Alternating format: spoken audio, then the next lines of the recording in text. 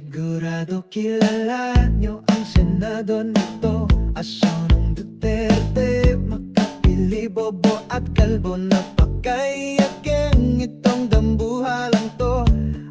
Trinidor daw siya ng ating Pangulo. Ang galing mo naman mag-akusa ba to? Sino bang may peking hearing sa Senado?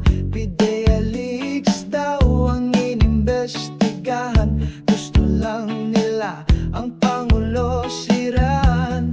Diba ikaw si Mr. Pancherman, sikat sa libis na kabobohan.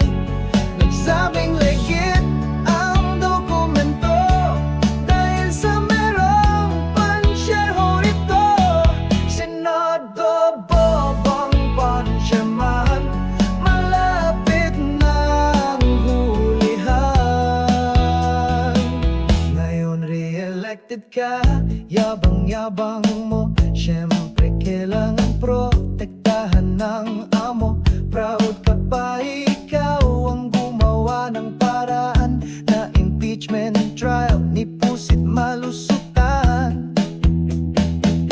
Pero nung tinanong ng reporter, ay paki-explain nga po ninyo sir, ano po bang naisulit nyo? Sagot niya, read my whereas ko.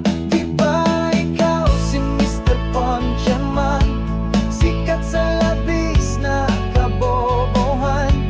Nagsabing legit ang dokumento dahil sa merong pansherho rito.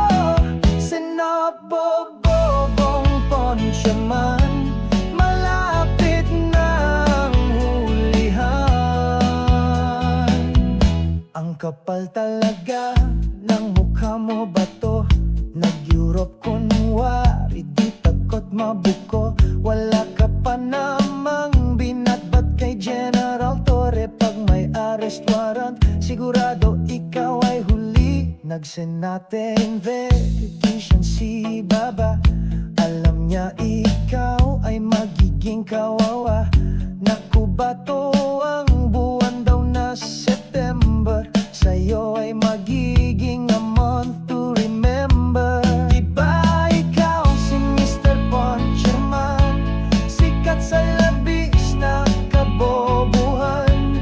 Nagsabing legit ang dokumento dahil sa merong pansherho rito.